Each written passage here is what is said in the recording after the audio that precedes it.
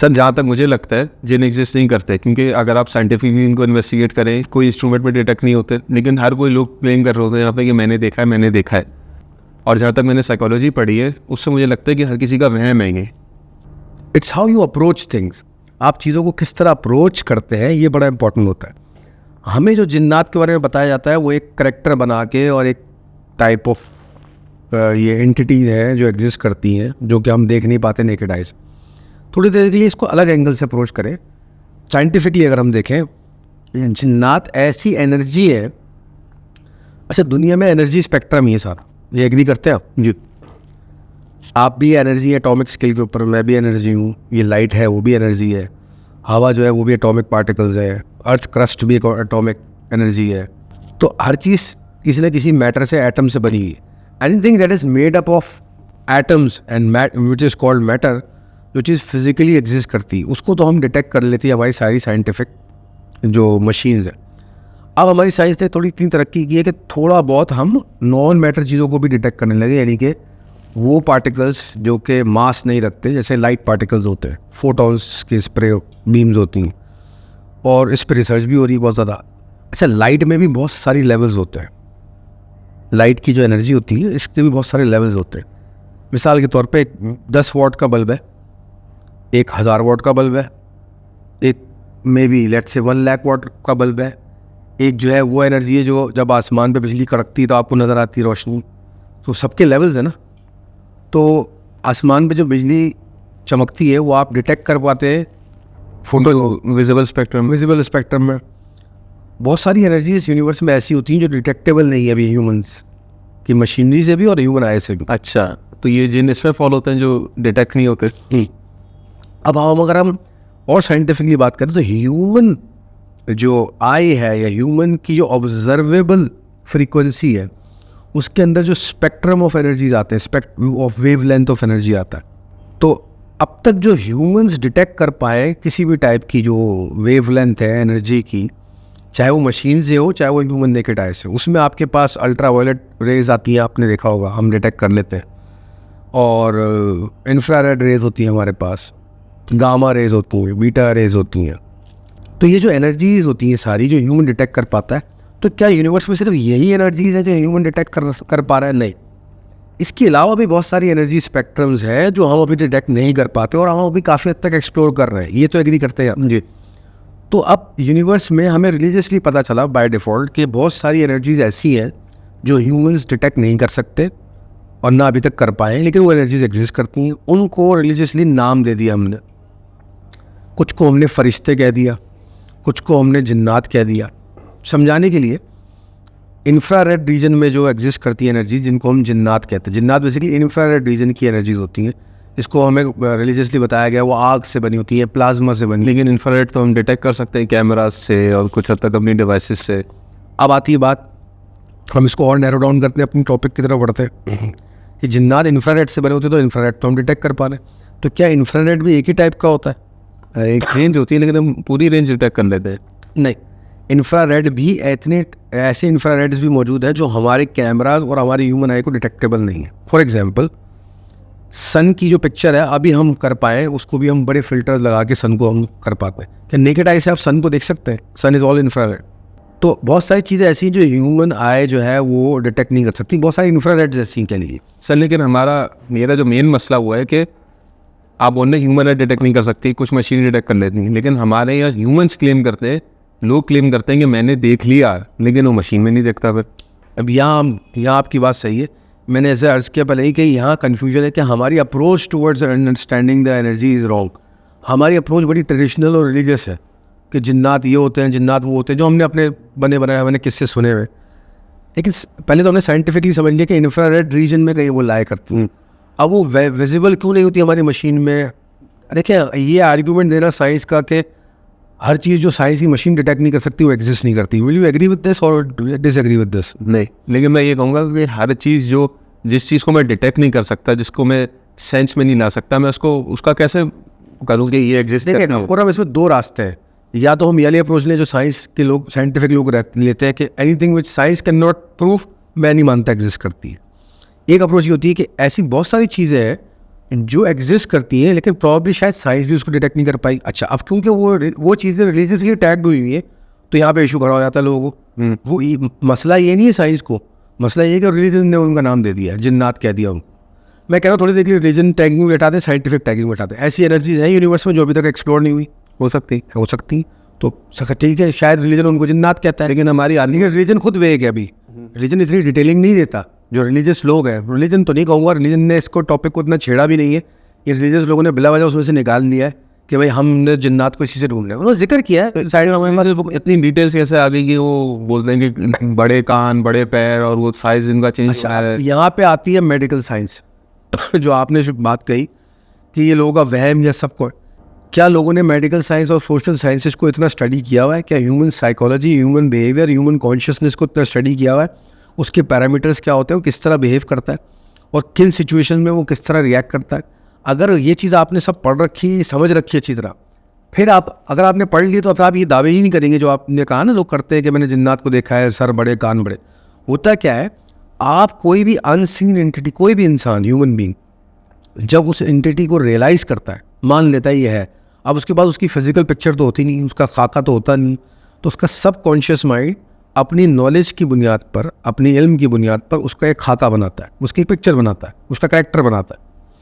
इस तरह आपने एक साहब के बारे में सुना हो, मैं बताऊँ भाई एक साहब है ऐसे, वो ऐसे वैसे, जो मैं आप बताते जा रहा हूँ, आप में एक पिक्चर बनाते जा रहे हैं, एक आइडिया दे दिया हमें उसको। एक साहब है, वो बहुत खूबसूरत है, बहुत हैंडसम है, हाइट उनकी 6 फीट है, वो बड़े बॉडी उनकी, और वो जना बड़ी नॉलेज रखते हैं, वो जहाँ भी जाते लोग, मैं बताते जा रहा हूँ आपको, आप एक पिक्चर बनाते जा रहे हैं, but you haven't seen that person.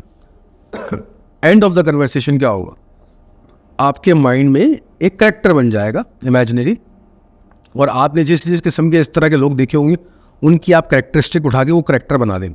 तो जिन्नात के बारे में जो लोग क्लेम करते हैं ना कि हमने देखा है, ऐसा देखा, उसके कान बड़े थे, उसके दांत बड़े थे, उसकी आंखें लाल थी, उसके बाल ऐसे थे, उसके नाखून बड़े थे, पाँव पीछे थे, वो व्हाटएवर हवा में उड़ रहा था, जो आप ये लोग डिटेलिंग करते हैं, वो उनकी अपनी सब कॉन्शियस प्लेटफॉर्म की अंडरस्टैंडिंग होती है ऑफ दैट एनर्जी जिसकी हम बात कर रहे हैं। तो आप कह रहे हैं कि ये जिन्नात एसेंशियली एक एनर्जी के रीजन में रहते हैं जिसको ह्यूमंस डिटेक्ट कर सकते हैं, और जब उसको डिटेक्ट करते हैं तो उसको एक शेप इंटरप्रिटेशन दे देंगे, ऐसी चीज़ है, हर किसी को अलग अलग दिख रहा होता है, इसलिए हर किसी के इंटरप्रिटेटिव एक्सप्लेनेशन अलग होते हैं। अच्छा, फिर यहाँ आपने आते हमने हमारा पाकिस्तानी माशरा, इंडिया, सब कॉन्टिनेंट का माशरा, इसमें लोग जिन्नात को पकड़ने के तरीके निकाल लिए, उन्होंने उनके कबीले बना लिए, उनको नाम दे दिए।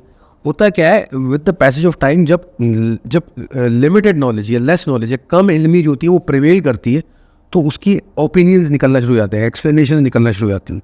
उन्होंने अपने उन्होंने सिस्टम बनाए, ऐसा हो, शायद ऐसा हो, ऐसे होते हैं, उनके नाम ही होते हैं, इस टाइप के जिन ऐसे होते हैं। इन सब से बियॉन्ड जाके मैंने जैसे कहा पहले कि एनर्जी को समझिए, एनर्जीज हैं यूनिवर्स में, ऐसी एनर्जीज आ रही। लाइट, एक एनर्जी है, बिजली कड़कती है वो एक एनर्जी है, लावा निकलता है वो एक एनर्जी है, ठीक है जी, ज़मीन जलजला आता है, काइनेटिक एनर्जी रिलीज होती है, वो एक एनर्जी है, और जो वेव्स पानी में बनती है समंदर में, उससे काइनेटिक एक एनर्जी रिलीज होती है ना। ये एनर्जीज हमने ऑब्जर्व कर ली। ग्रेविटी एक एनर्जी हमने रिलीज कर ली। स्पेस के अंदर नथिंगनेस एक प्रिवेल करती है, वो एक नथिंगनेस भी एक टाइप ऑफ एनर्जी है जो अभी तक हम समझ नहीं पा रहे हैं, हम उसको लेटर ऑन डिस्कस करेंगे कभी। तो इसी तरह जिनको रिलीजियसली जिन्नात कहा जाता है, एक्चुअली वो भी एक एनर्जी टाइप। अब उसको आप रिलीजन से अप्रोच कर रहे हैं तो आपके पास क्या है, नाम आ गया एक, प्लस लोगों की जो लेसर नॉलेज है, सब कॉन्शियस की जो नॉलेज नहीं है लोगों के पास, उसका गैप है। उसके बाद जो उसकी इंटरप्रिटेशन है वो आपके सामने खड़ेंगी। ये रिलीजियस एंगल हो गया। ये सर एक और भी तो एंगल है हमारे, वो किससे सुनाते हैं कि पुराने ज़माने में 100 पर्सनैलिटी ये हुआ, उन्होंने जिनका पे कब्जा कर लिया, उसे वो थ्रोन उठा के लिया है, उस पर पोजेशन हो गई। अच्छा, होता ये कि जब ज़माने गुजरते हैं ना खुर्रम, जब टाइम एरा और कह लीजिए डेकेड्स, ये सदियाँ, हज़ारों साल गुजरते हैं, ये टाइम ट्रैवल करता है ना, टाइम खुद जब ट्रैवल करता है अपने प्लेटफॉर्म के ऊपर, तो जो नॉलेज कम होती है ना, इनकम्प्लीट नॉलेज होती है, वो आगे फॉरवर्ड होती है, रूमर्ड होती है, वो एडअप होती है, एग्जैजरेट होती है। ये कानून है, डिस्टॉर्शन होती है, एक फितरी कानून है, डिस्टॉर्ट हो जाती है। ये हमने देखा है हिस्ट्री के अंदर भी। हिस्ट्री का पहला पोस्टुलेट है जब हिस्ट्री पढ़ाई जाती है कि हिस्ट्री इज ऑलवेज डिस्टॉर्टेड। क्यों डिस्टॉर्टेड होती है? History travels through time. जब टाइम ट्रैवल करती है तो एक माइंड से दूसरे माइंड, मैंने आपको बात समझाई, आपने दूसरे को किसी को बात समझाई, उसने क्या समझा, उसने किसी और को बात समझाई, वो बात घूम के जब मुझ तक आएगी कुछ और ही हो चुकी होगी। क्यों? दे travel through time and subconscious of different people. इसी तरह जो आपने बताया ना कि जिन्नात की एक्सप्लेनेशन, फरिश्तों की एक्सप्लेनेशन, वो ऐसे कबीले उनको, तो ये सब जब जनरेशन टू जनरेशन ट्रैवल करती है नॉलेज तो डिस्टॉर्ट होती है, कुछ का कुछ बन जाता है, लोग कुछ और कुछ को कुछ बताते हैं और कुछ अज्यूम करने लग जाते हैं। तो एंड ऑफ द डे आप इतने हज़ारों साल से नॉलेज ट्रैवल कर रही है, तो कभी कभी तो लगता ही है कि जिन्नात यहाँ थे और सब लोग इधर मुंह करके खड़े हुए। और ये रूल हर किस्म की नॉलेज इस पर अप्लाई होता है। बहुत कम लोग हिस्ट्री में होते हैं जो इन डिस्टॉर्शन से को चीरते हुए जाके हकीकत को पकड़ लेते हैं। तो ये जो हमारे सुनाया जाता है कि जिन्नात को मिठाई पसंद है, साइज़ बदल लेते हैं, बहुत ज़्यादा स्ट्रेंथ होती है, उड़ जाते हैं और बहुत ऐसी चीज़ें काम कर लेते हैं, ह्यूमन नहीं कर सकती, वही आप बदन डिस्टॉर्ट कर रहे हैं। कहूँगा ये कंप्लीट फॉल्स स्टेटमेंट्स है, मैं ये नहीं कहूँगा कंप्लीट ट्रुथ स्टेटमेंट्स है। हर स्टेटमेंट में कुछ ना कुछ ट्रुथ है और कुछ ना कुछ जो है बोगसपन भी है। ट्रुथ डिस्टॉर्टेड हो गया, बहुत वो हो गया, डाइल्यूट हो गया टाइम के साथ। देखिए कोई भी किसी भी चीज़ को कोई चीज़ पसंद कब होती है, टेस्ट कब कर सकता है वो कोई भी एंटिटी कोई चीज़ टेस्ट कब कर सकती है, तो उसका सेंस ऑफ टेस्ट हो। तो पहले तो ये इस्टेब्लिश करें कि जिन्नात का सेंस ऑफ टेस्ट होता है। अच्छा, सेंसेस किस मखलूक के होते हैं? जो फिजिकली एग्जिस्ट करती है। आप एक तरफ बोलें जिन्नात तो फिजिकली एग्जिस्ट ही नहीं करते, उनकी फिजिकल बॉडी नहीं है, तो वो टेस्ट कैसे कर लेते हैं? चलें अब आप पड्डा करवाओगे। सर जब ये फिजिकली एग्जिस्ट नहीं करते तो ये पोजेस कैसे करते हैं लोगों को, एनर्जी आके मैटर तक तब? अच्छा, अब यहाँ पे बड़ी गुमराही है हमारे माशरे के अंदर। Let me clear it for people. जो लोग देख रहे हैं इस प्रोग्राम को, ये समझे इस बात को कि हम जो बात कर रहे हैं वो साइंटिफिकली और सोशली और मेडिकली और रिलीजियसली, इन सारी चीज़ों को इनकलकेट करके हम ये स्टेटमेंट्स दे रहे हैं। होता क्या, हमें सिखाया गया कि जिन्नात, जिनको मैं कहता हूँ एक एनर्जीज़ है, ये एनर्जीज़ किसी के अंदर आ जाती और वो पोजेस कर जाती है एक चीज़। फिर एक कॉमन अप्रोच या अंडरस्टैंडिंग ये भी पाई जाती है कि जिन्नात कोई भी फॉर्म ले लेते हैं। एंड व्हेन वी से दिस, पीपल बिलीव कि आउट ऑफ नोवेयर जिन्नात जिन एक फॉर्म लेगा और वो एक ह्यूमन की तरह पेयर हो जाएगा। मतलब पहले इनविजिबल था, वो एकदम से बॉडी से बना। मटेरियल बॉडी ले लेगा। कैसे ले सकता है मटेरियल बॉडी?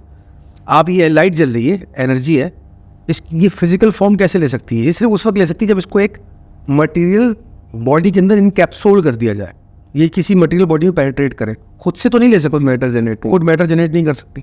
तो सिमिलरली ये दो कॉन्सेप्ट्स को क्लियर करें लोग कि जिन्नात जब, या जिन्नात जिनको मैं एक एनर्जी कहता हूँ, वो जब मैटर की फॉर्म लेने की कोशिश करते तो बेसिकली किसी और मैटर पे पेनिट्रेट करते, वो खुद मैटर नहीं बन जाते। तो उनकी यानी कि खुद फिजिकल कोई बॉडी नहीं होती, नंबर 1। नंबर 2, जब वो फिजिकल फॉर्म पे पेनिट्रेट करते हैं तो उस फिजिकल फॉर्म को इन्फ्लुएंस करते हैं वो। फॉर एग्जाम्पल, अगर कोई एनर्जी आसमान से इस वक्त कोई अल्ट्रा वायलेट रेज आपको आके लग जाती है या कोई गामा रे आपको हिट कर जाती है, वो आपकी बोन को कैंसर कर देगी या कुछ भी इन्फ्लुएंस कर देगी।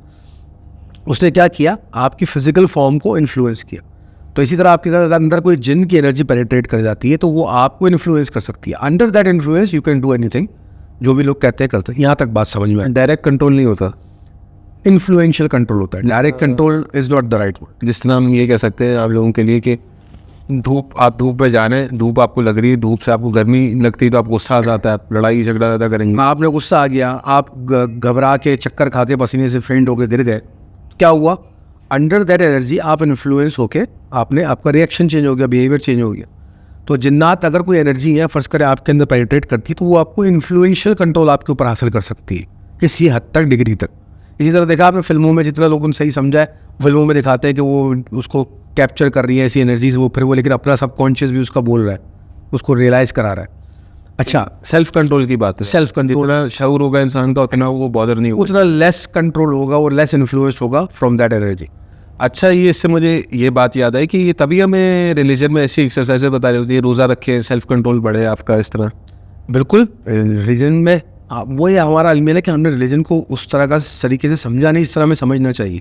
ये सारी एक्सरसाइजेस बताई गई। दूसरा, आपका एग्जांपल अभी आपने दिया, ले लेते हैं कि धूप पड़ रही है आप पे, लेकिन आप एक सेंसिबल इंसान है, आपको पता है कि मैं हीट स्ट्रोक हो जाएगा मुझे, तो आपने क्या किया? कैप पहन लिया, आपने हाइड्रेटेड रखा अपने आप को। क्या हुआ? आपके कॉन्शियसनेस ने आपको बचा लिया ना सन स्ट्रोक होने से या उस एनर्जी से इन्फ्लुएंस होने से।